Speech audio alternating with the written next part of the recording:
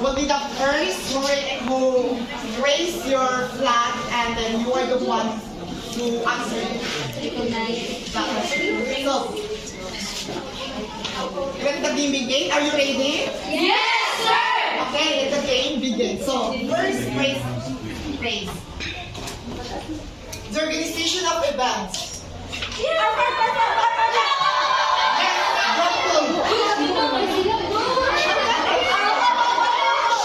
Group 2, the first who make a sound of a dog. Okay, group 2, what is your answer? Yes, exactly. Flag.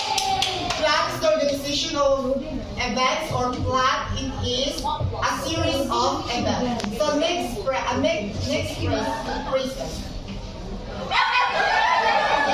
Yes, group 1.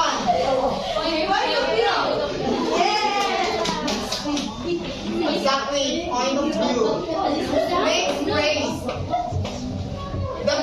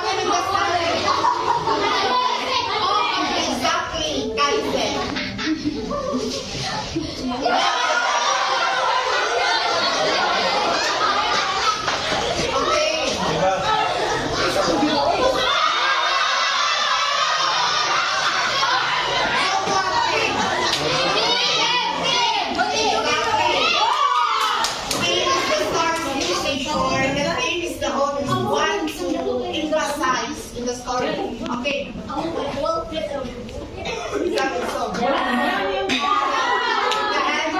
Okay, kindly go back to your proper. No. Stay. Stay.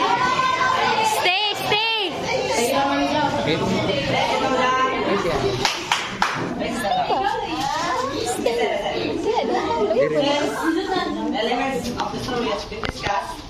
This time, I will give you another activity. This activity is called identifying the elements.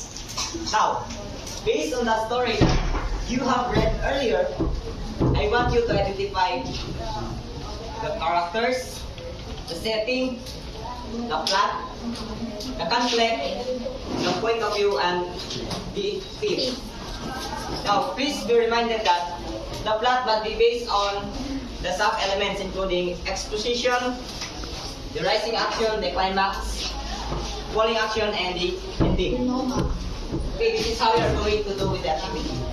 In the same group, select a secretary to write down your answers and one representative to deliver your output. Group 1, give your particular answer. I will give you my paper.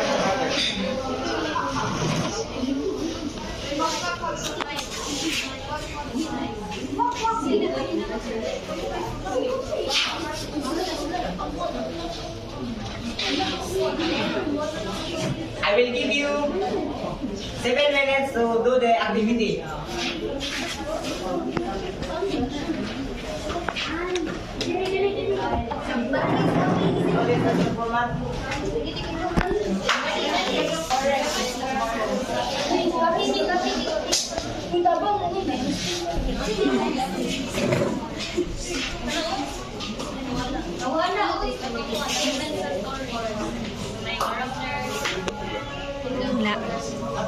Okay, your time starts now.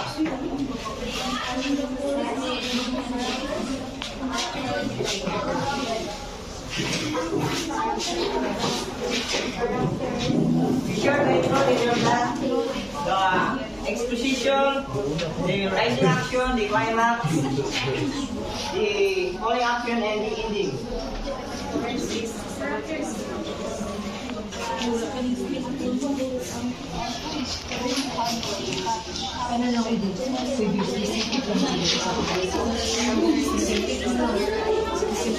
Avoid unnecessary noises.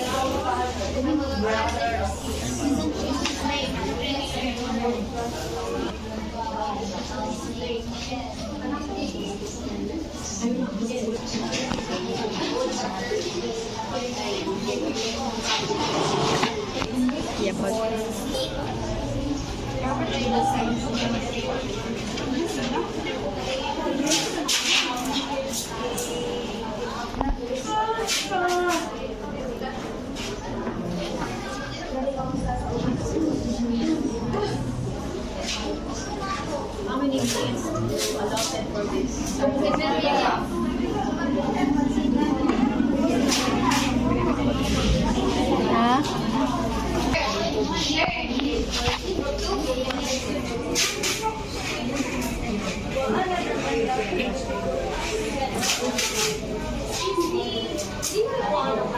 Fifty seconds left.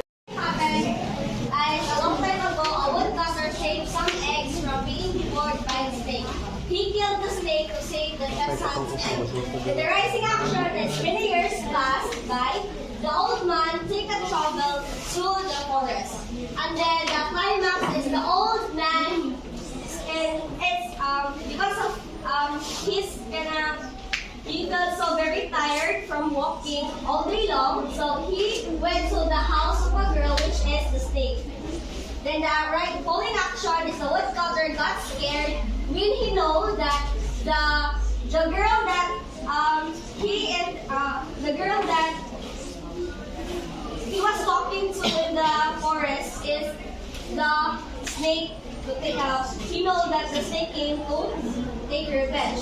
And then the last part is the man was saved at last because the bell rang and the person sacrificed his life to save the woodcutter.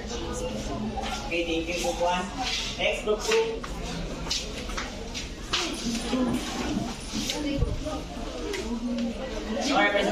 No representative, I will choose you, Miss Arnas.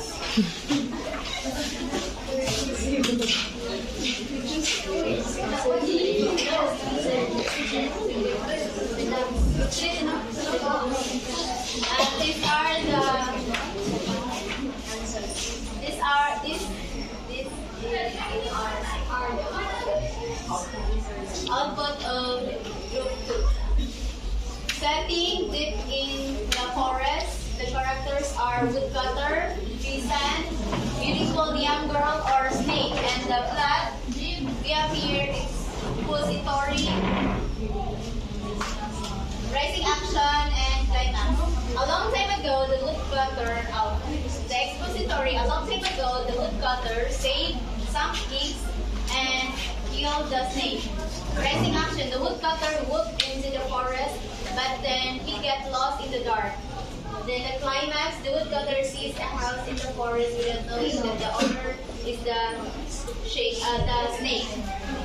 And we have lacking answer here because the time is running out. Your representative, please.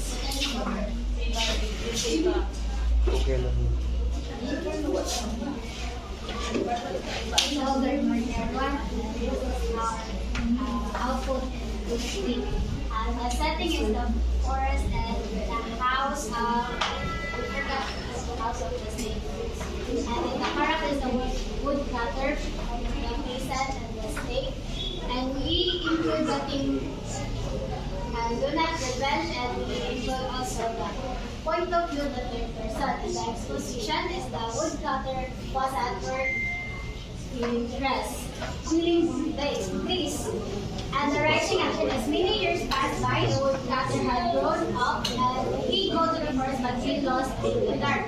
And the climax is he go to the we forgot to include, but he, when the woodcutter go to that house because he feels tired, but then he killed the snake, and then we have no enough time to put the falling action. Okay. So, to sum up with all of your answers, the elements of the story is the character, the setting, the plot, the climax, the conflict, point of view, and the theme.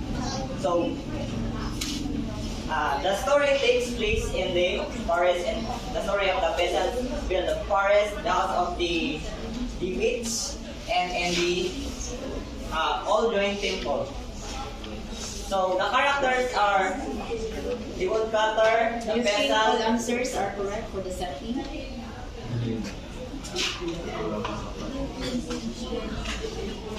Yes, all answers are correct. All your answers are correct. Next, we have the characters. So the characters that were involved in the story are the woodcutter, the peasant, and the witch or the snake. So the protagonists in the story are the woodcutter and the peasant. And the antagonist is the witch. The witch or the Snake, snake? the snake there is also it's wrong. You put the snake as a protagonist, but the snake is the antagonist of the story. Next, we have the plot. From the expository part of the story, this is when the woodcutter saved the peasant from being attacked by the snake. Next, we have the rising action. As many years pass by and by, the woodcutter go back again to the forest, but suddenly he got lost because of the dark path, and he arrived to the house of the witch. Next, we have climax. The climax. This is the most exciting part of the story of the peasant's bell. So, when the witch told the woodcutter that he was the enemy that she was waiting for a long time, and then the witch challenged the woodcutter. So, this challenge is very difficult for the woodcutter because the challenge is to ring the bell without going out from the room of the house of the witch. So the bell is very far from the house of the witch. So how can the woodcutter ring that bell? So that's the biggest challenge to the woodcutter. Next, we have the falling action. So without knowing, unexpectedly, the witch heard the bell rang, and she realized that it's no use of taking revenge to that woodcutter. And then the witch turned to white and disappeared. Then ending, the woodcutter found out that the old ruined temple where the bell was hung up, there he found the blood. Under it, there he found the blood-stained body of broken wings and breathless peasant. Okay, everyone, please give your hands a round of applause.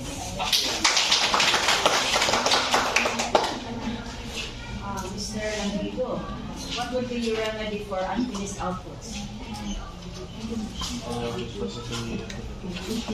Okay, next time, you should finish your outputs on time. The time is quite longer. 7 minutes? 7 minutes, you know? Better luck next time. Then you have noticed that I think groups, I do not know what groups that. They don't include the point of view and the theme. Only the group that included theme and point.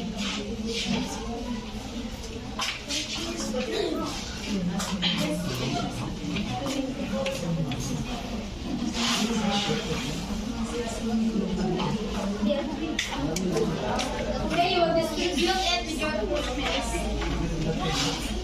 Okay, group 1, may I know what is the title of your stories? How about the group 2? The tortoise, the dog, and the farmer. How about the group 3? The lion and the What is the title of your story? lion and the Okay. Okay, so okay class. So from the story that you have right now, you need to read to understand and to discuss it with your group mates. Lesson. You will infer what is the author purpose, why to write that kind of story. I will give you 5 minutes to discuss it with your group mates. Do you have any clarifications? None, Mom. Okay, if none, you will start now.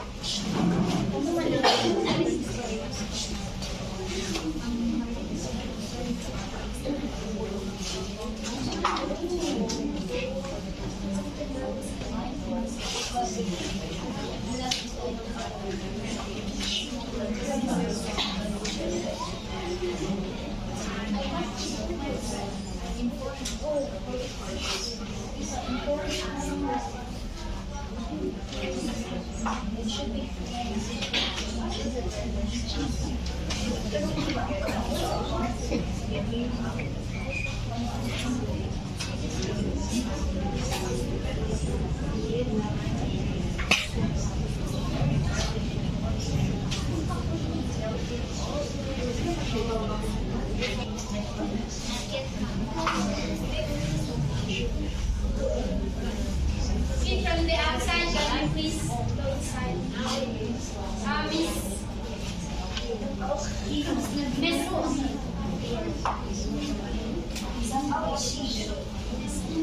can you?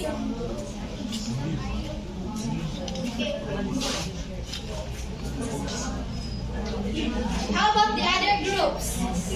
Okay, group 1.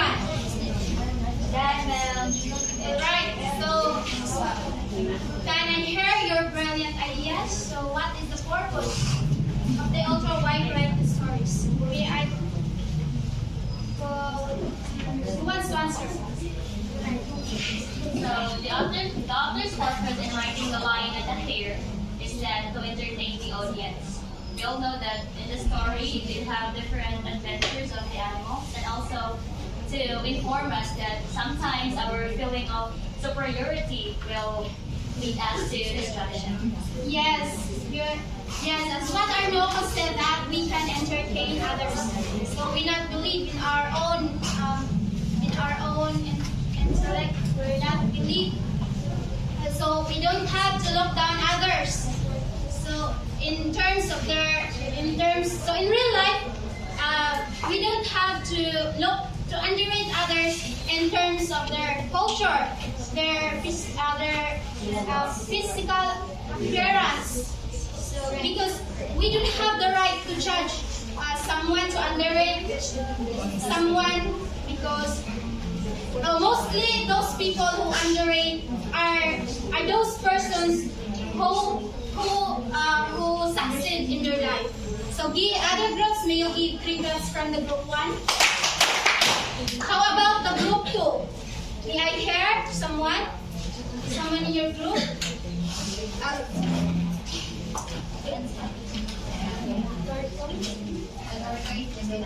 So the author's purpose of the story, The Tortoise, the Dog, and the Farmer, is to inform us that we should not steal someone else's hard work. So in the story, the dog and the tortoise steal the farmer's farm. So as a student or as a person, we should not steal someone else's hard work, because we should be more, we should work hard to provide for ourselves. Yes, absolutely correct. So what Bongo said that we not steal. So when the tortoise was caught by the farmer, he was brought to justice. He was going to pay the prices, the consequence. So whatever happened in your life, unit still. So give clap for the group 2. How about the group 3?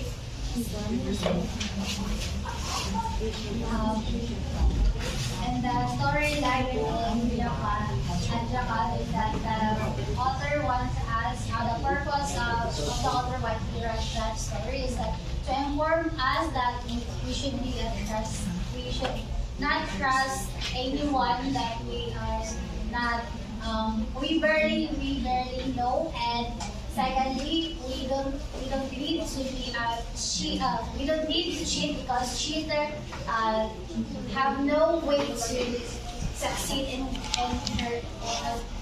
the right way. Yes, you're right. As what Valerie said, that we're not totally trust. So from your story, the lion and jackal, right? So the lion learned trust of jackal. So they go for hand under hand. We're equally delivered to their family. Yes, the jackal delivered food from the lion's family, but very little enough to survive them from them. So what happens of jackal in the end of the story? Is he succeed in No. Yes, the jackal there is not succeed. It's because he is a cheater. Cheater is not succeed. And what happened there was he wants to trap the lion, but they will fall in their own trap. So every writer, so there is a purpose why he writes that kind of story. So we need to apply it to interlink the story so that it can help us to become a good person and to mold us to become a better one. Yeah.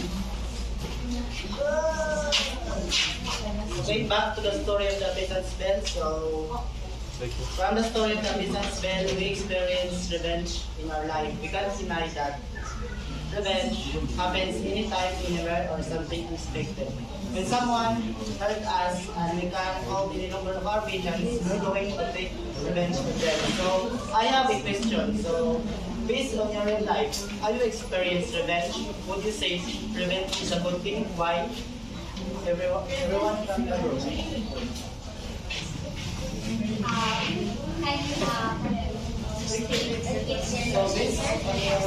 Put your hands on your side.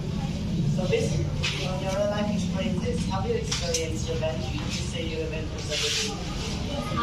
Yes, in my life I experienced revenge, and I can say that both. Yes, revenge is a good, but it is bad because revenge. I experienced revenge with someone, and I regret that because at the end of the scenario, I'm the one who is.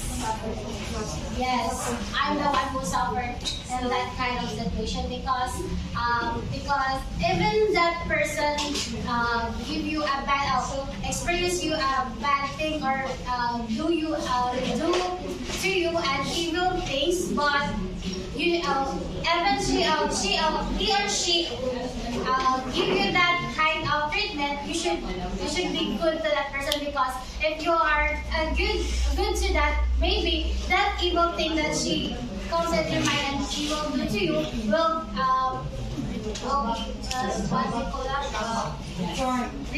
Just that when you give that good thing to him or her, maybe he can return that good thing to you. Yes.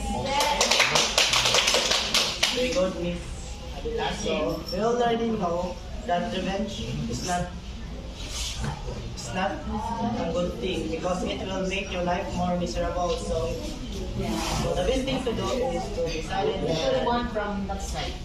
Another because it's already up to faultless and showing them that their words or their wrong accusations about me is not wrong and I will be successful someday and those wrong accusations you are to me will be my arm or will be my weapon to be successful in life. And always remember that success is one of the greatest revenge. Yes. Yes, Very good. So revenge is not a good thing. So the best thing to do is to keep learning and sound and have a peace of mind. So do you agree with me? Yes, sir. So this time, I have here this paper.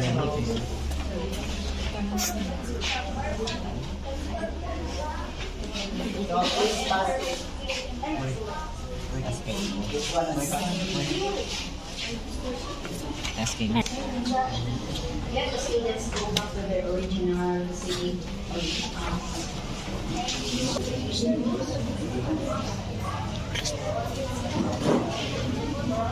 Hello, sir. Could I get one? And half.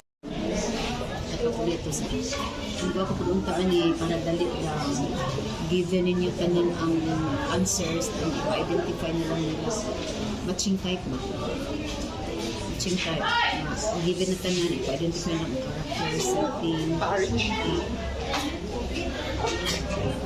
Are you done? Not yet, sir. Please take it faster. Yes, sir.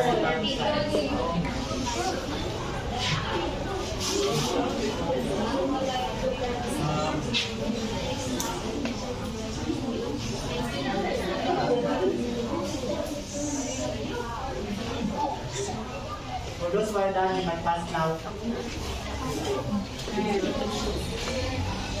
ako na may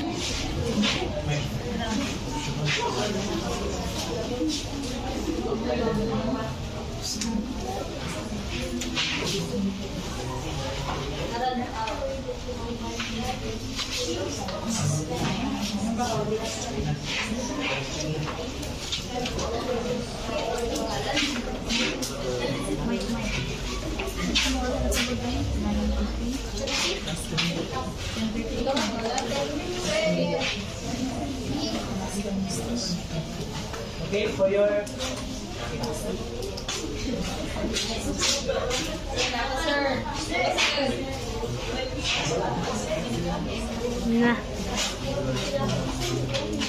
so for your assignment, please read the one. Provide a copy of another folktale that the major characters are animals. Okay, so you can pass it to follow so any clarifications or questions. None, sir. If none, you are dismissed. Thank you, sir.